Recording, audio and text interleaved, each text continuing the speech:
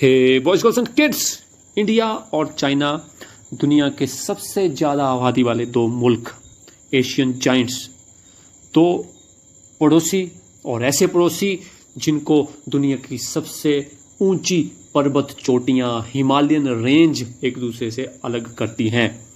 Indian चाइनी भाई भाई पंचशील 1962 की लड़ाई, डोकलाम का कन्फ्लिक्ट होते हुए अक्साई चीन के एरिया में चल रहा सीमा विवाद तक, इन दोनों देशों के बीच बनते बिगड़ते रिश्तों का एक क्रोनोलॉजी देखने को मिलता है।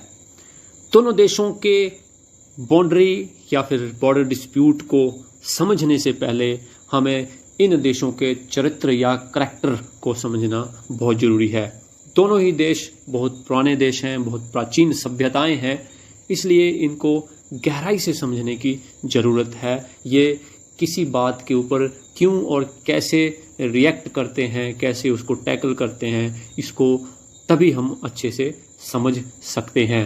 इंडिया का चरित्र या करैक्टर तो हम जानते हैं, लेकिन चाइना का चरित्र या करैक्टर मीडिया और हमारा जो व्हाट्सएप यूनिवर्सिटी है, फेसबुक यूनिवर्सिटी है, वो बहुत मज़ेदार और बहुत स्टूपिड तरीके से प्रोजेक्ट करता है और हम उसको फॉलो भी करते हैं।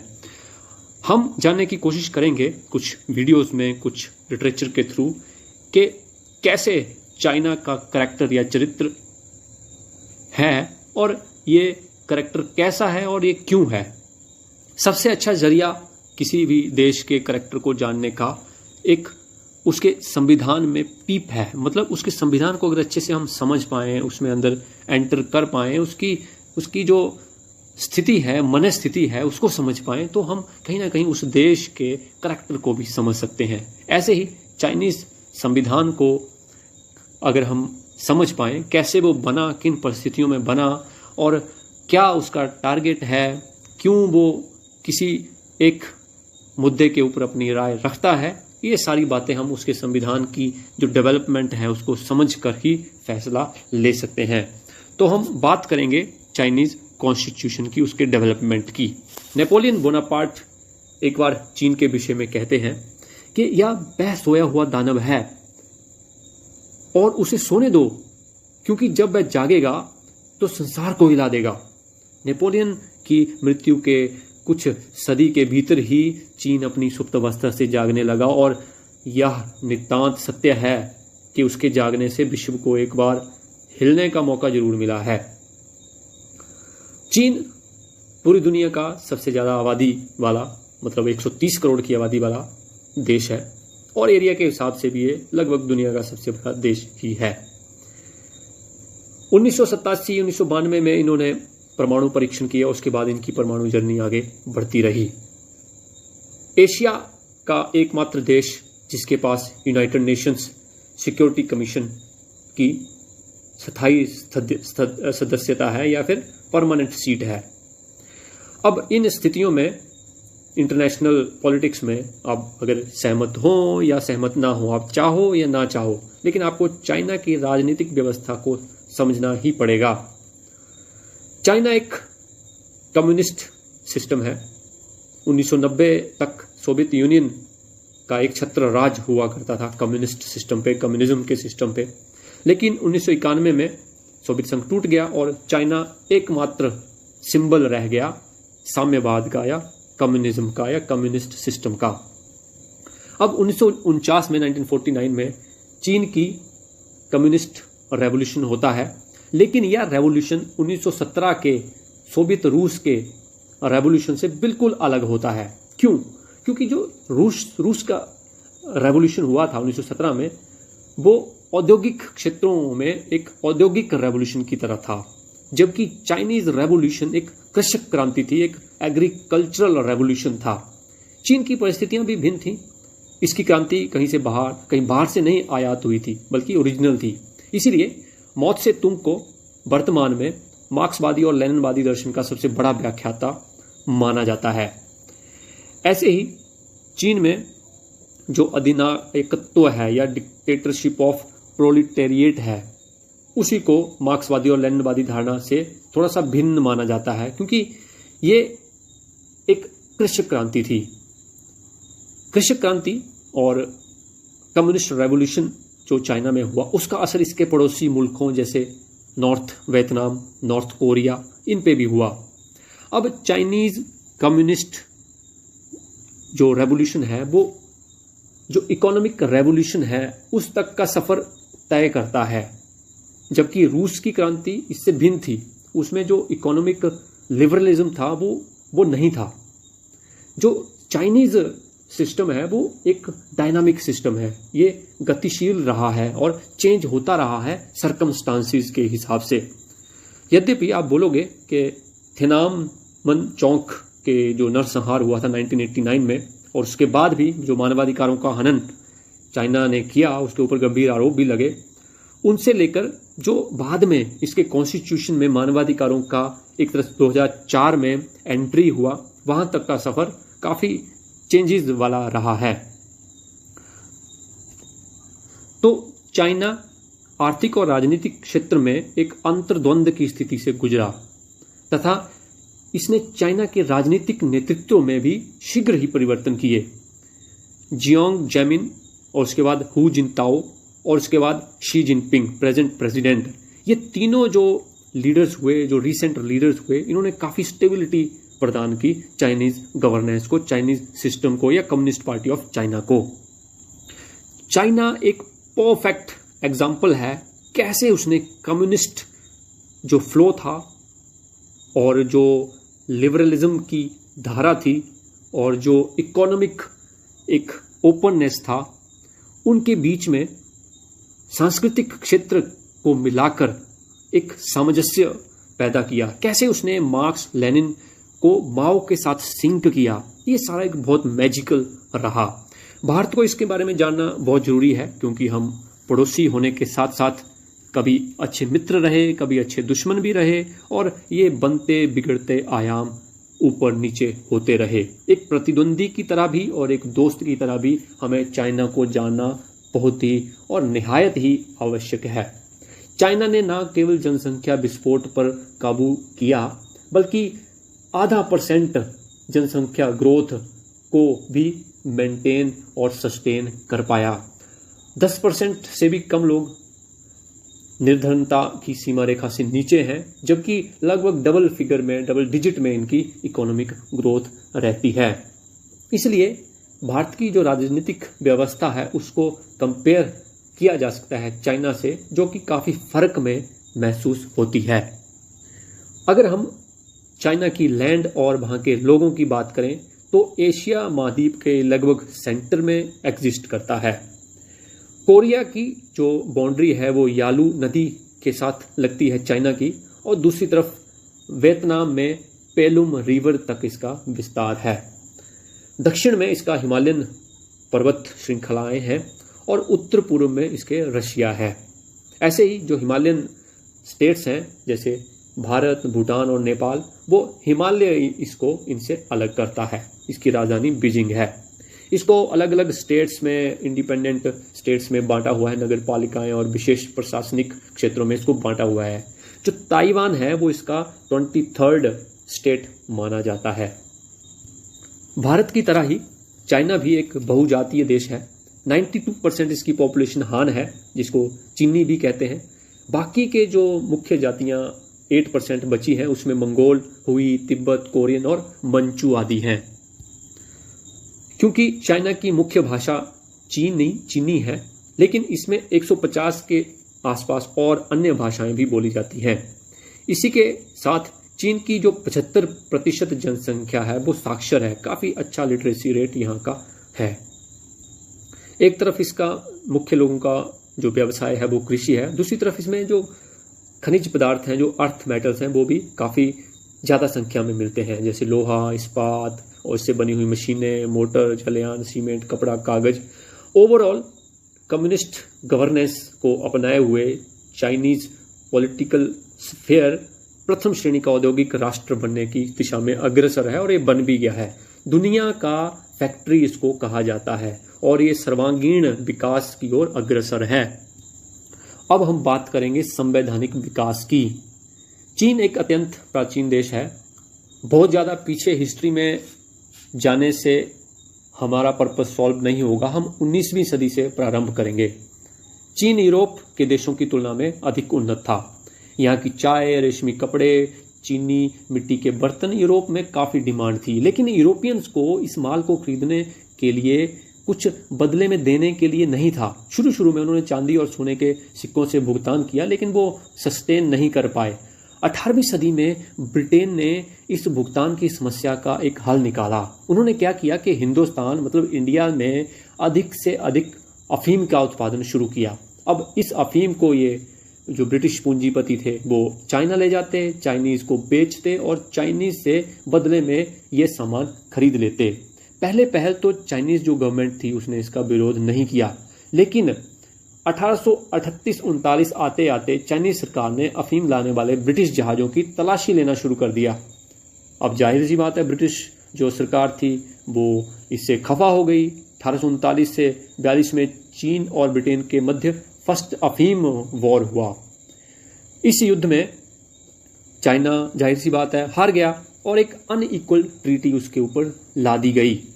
इसके बाद चीन को संयुक्त राज्य अमेरिका और जापान के साथ भी इसी तरह की असमान संधियां मतलब अनइक्वल ट्रीटीज करनी पड़ी। इन्हीं संधियों के वजह से चीन में एक द्वेष का माहौल यूरोपियंस के प्रति पैदा हो गया।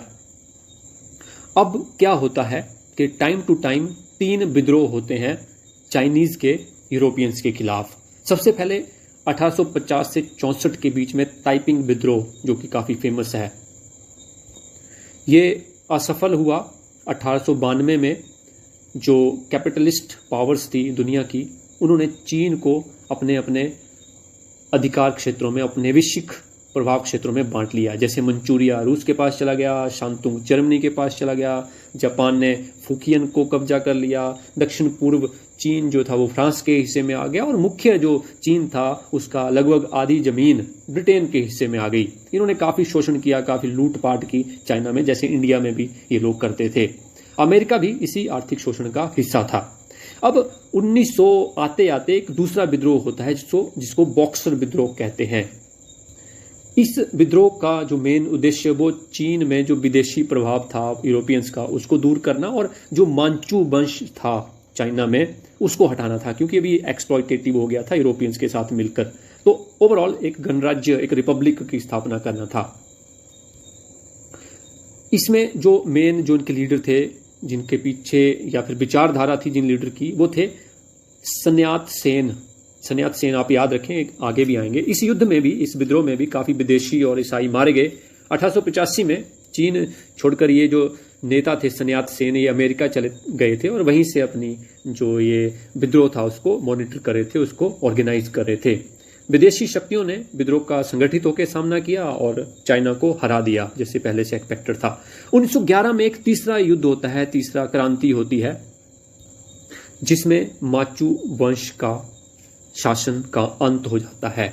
हालांकि इसके जो बीज थे 1911 की क्रांति के, वो 1905 में ही बोए जा चुके थे, क्योंकि जापान के हाथों सोवियत यूनियन की पराजय हो गई थी, जिससे जो चाइनीज थे वो काफी मोटिवेटेड थे। और अगेन सन्यात सेन इनको और मोटिवेट करते हैं। उनके नेतृत्व में 1911 में नानकिंग नगर में एक क्रांति होती है और एक सभा भी होती है इसी नगर में, और इस सभा ने चीन को एक गणराज्य, एक रिपब्लिक घोषित कर दिया जाता है। डॉक्टर सन्यात सेन को इस सभा के अस्थायी राष्ट्रपति चुन लिया जाता है। लेकिन जो चीन के प्रधानमंत्री युवान शिकाई होते हैं वो साउथ चाइना में एक अलग से रिपब्लिक स्थापित कर लेते हैं। अब डॉक्टर सेन जो हैं वो चाइना को तोड़ना नहीं चाहते हैं, इसलिए वो जो प्रधानमंत्री युवान शिकाई हैं उनके साथ कंप्रोमाइज कर लेते हैं और अपना पोस्ट सरेंडर कर देते हैं और त्याग पत्र दे देते हैं, और ओवरऑल युवान शिकाई एक लीडर बन जाते हैं। अब क्या होता है, ये जो प्रधानमंत्री युवान शिकाई हैं ये इंग्लैंड, फ्रांस, जर्मनी, रूस और जापान से ऋण लेना शुरू कर देते हैं। मतलब ये उनके साथ ही मिल जाते हैं एक तरह से। तो जो ओवरऑल मुद्दा था 1911 की क्रांति का वो तो डिफाई हो गया, वो तो बेकार हो गया। तो जो आपके डॉक्टर सन्यात सेन थे वो कोमितांग पार्टी की स्थापना करते हैं। तो कोमितांग पार्टी ओवरऑल एक संगठन बन जाता है राष्ट्रीय लेवल पे, और जो युवान शिकाई है उनको हटा दिया जाता है। अब क्या होता है, 1916 में शिकाई की मौत हो जाती है। इसके बाद जो कोमितांग पार्टी का नेता ली युवान हंग है वो राष्ट्रपति बन जाता है कोमितांग पार्टी के नेतृत्व में पूरे चाइना का। अब एक बड़ी इंटरेस्टिंग बात होती है, 1917 में सोवियत संघ में एक समाजवादी क्रांति होती है। इसी इन्फ्लुएंस में आकर जो कम्युनिस्ट पार्टी है वो चाइना में अपने पैर पसारने लगती है। दूसरी तरफ जो डॉक्टर सन्यात सेन है उनके नेतृत्व में कोमितांग पार्टी गठित हो चुकी होती है, और ये दोनों जो पार्टीज हैं, मतलब कोमितांग और कम्युनिस्ट पार्टी, चाइना में एक दूसरे के ऑपोजिट में खड़ी हो जाती हैं। कोमितांग पार्टी एक और जो पुरानी साम्राज्यवादी शक्तियां हैं, मतलब जो कैपिटलिस्ट पावर्स हैं, उनसे लड़ती है। दूसरी तरफ जो नई कम्युनिस्ट एक जो पार्टी डेवलप हो रही है चाइना में, उसका भी विरोध उनको सहन करना पड़ता है। 1923 में आते आते जो सन्यात सेन है वो स्थिति को समझते हैं और जो कोमिंटर्न पार्टी है, जो कि कम्युनिस्ट पार्टी है चाइना की, उसके साथ अलायंस कर लेते हैं। दूसरी तरफ जो कम्युनिस्ट पार्टी है वो जानबूझकर समझौता करते हैं ताकि वो जो कोमिंतांग पार्टी है उसमें प्रवेश कर पाएं, एंट्री कर पाएं, और फिर अंदर जाके उसका करैक्टर डेवलप करने की कोशिश करें। ऐसे ही एक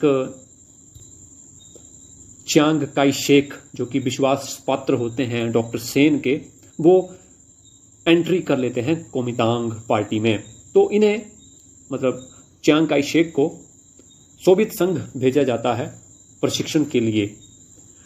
तो प्रशिक्षण लेने के बाद वापस चाइना में आकर ये बिम्पाओ मिलिट्री एकेडमी की स्थापना करते हैं और इसके जो प्रथम मुख्य अधिकारी हैं वो भी बनते हैं। अब मार्च 1925 में डॉक्टर सेन की मृत्यु हो जाती है। जो चियांग काई शेक हैं, जो कम्युनिस्ट जो दल है उसके प्रबल विरोधी हैं, उसके अगेंस्ट में हैं। तो जो कोमिंटर्न समझौता है उसमें तनाव उत्पन्न हो जाता है, क्योंकि अब चियांग काई शेक जो हैं वो इनके लीडर हैं। दूसरी तरफ 1927 में जो चियांग काई शेक हैं वो चीनी जो कम्युनिस्ट्स हैं उनका सफाया करना शुरू कर देते हैं।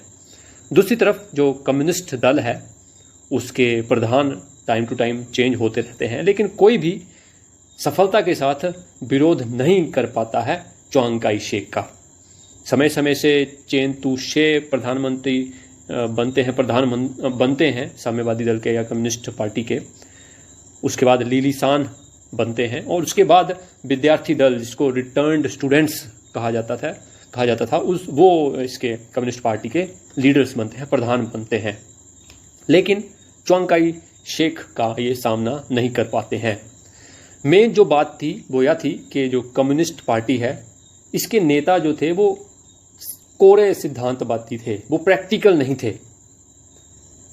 वो सोवियत संघ को अपना उदाहरण मानते थे, और क्योंकि सोवियत संघ में औद्योगिक श्रमिकों के बल पर क्रांति हुई थी तो वो सोचते थे कि यहाँ भी वही नियम लागू हो जाएगा। बल्कि चीन में परिस्थितियां भिन्न थीं और यहाँ पे कृषि प्रधान देश होने की वजह से एक एग्रीकल्चरल रेवोल्यूशन की जरूरत थी।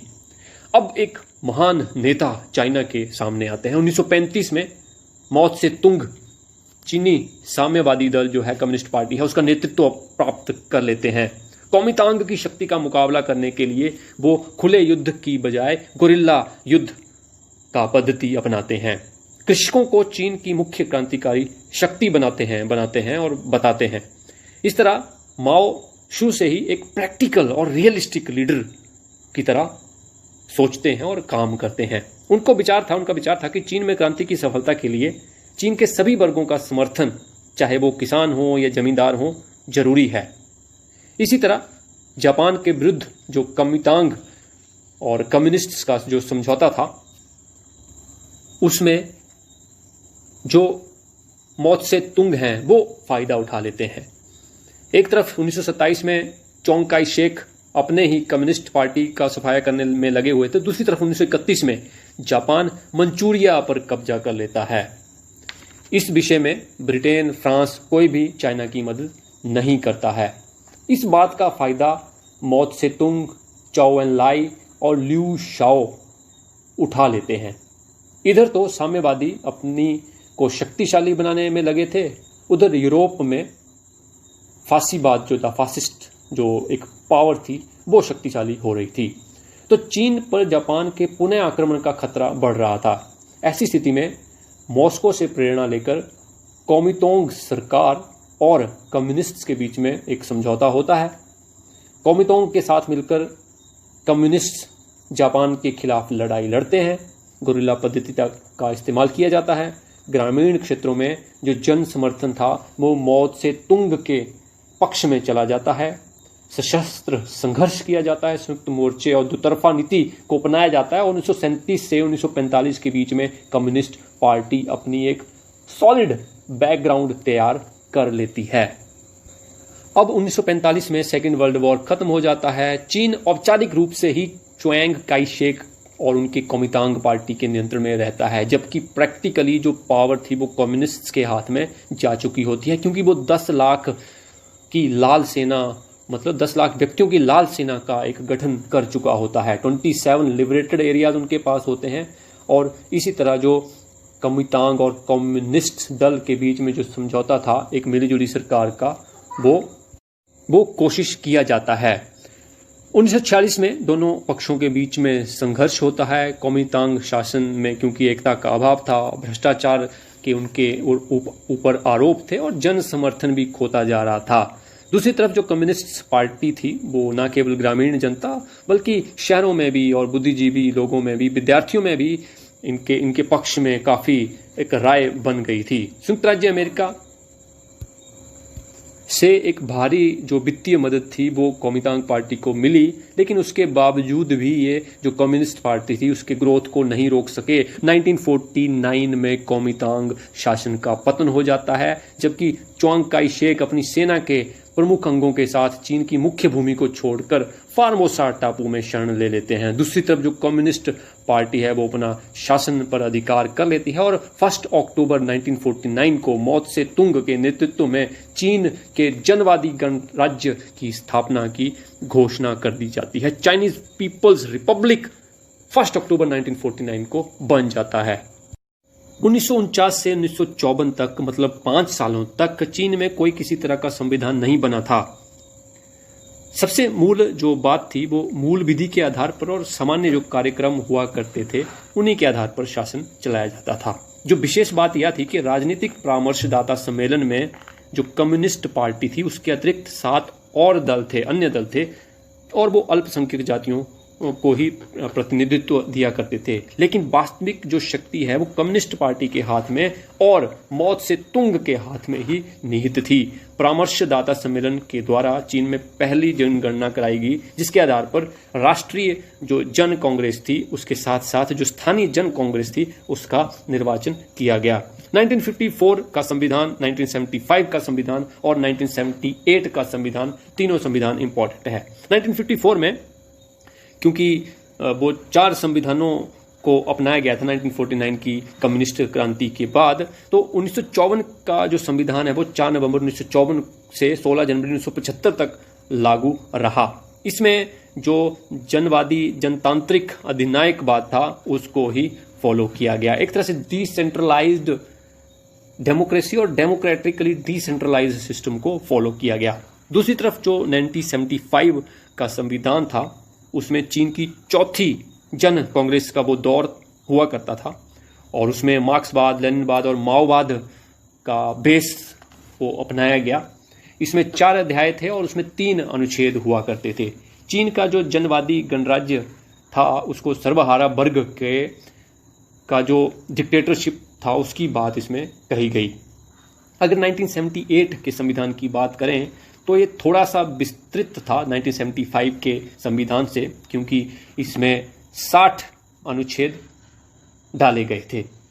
अब इसमें मेन बात ये थी कि 9 सितंबर 1976 को मौत से तुंग की मृत्यु हो जाती है और नए शासक जो आते हैं वो सोचते हैं कि माओ की जो नीतियां हैं वो बहुत अच्छी नहीं है, उनको चेंज किया जाने का ज़रूरत है। इसलिए वो 1975 के नए संविधान बनने के कुछ सालों बाद ही 1978 में नया संविधान लेके आते हैं चीन में जो जनवादी गणतंत्र है, पीपल्स रिपब्लिक है, उसकी स्थापना की जाती है और समस्त सत्ता जो है वो जनता में निहित कर दी जाती है। जनवादी जो चीन है, पीपल्स जो रिपब्लिक चीन है, उसमें सर्वहारा वर्ग की तानाशाही को एक समाजवादी रूप दे दिया जाता है और सारी जो नेतृत्व है वो श्रमिक वर्गों के हाथ में ही रह जाता है। ओवरऑल जो अनुच्छेद 1 है उसमें कहा जाता है कि कृषकों और श्रमिकों के बीच में अटूट मैत्री है, और जो अनुच्छेद 2 है उसमें कहा जाता है कि शासन के समस्त अंगों तथा जीवन के समस्त क्षेत्रों पर कम्युनिस्ट पार्टी का एकाधिपत्य रहेगा। ये बहुत इंपॉर्टेंट बात है जो आगे आने वाले दिनों में, कंटेम्प्ररी डेज में, आज की स्थिति में हमें समझने का जरूरत है। तो सेकंड जो अनुच्छेद है, जो आर्टिकल है कॉन्स्टिट्यूशन ऑफ चाइना का, उसमें लिखा गया है कि जो कम्युनिस्ट पार्टी है उसका एकाधिपत्य रहेगा चाइनीज गवर्नेंस में, पॉलिटिक्स में और राजनीति में। संविधान में स्पष्ट कहा गया कि चाइना की समस्त जनता के नेतृत्व की धुरी कम्युनिस्ट पार्टी है।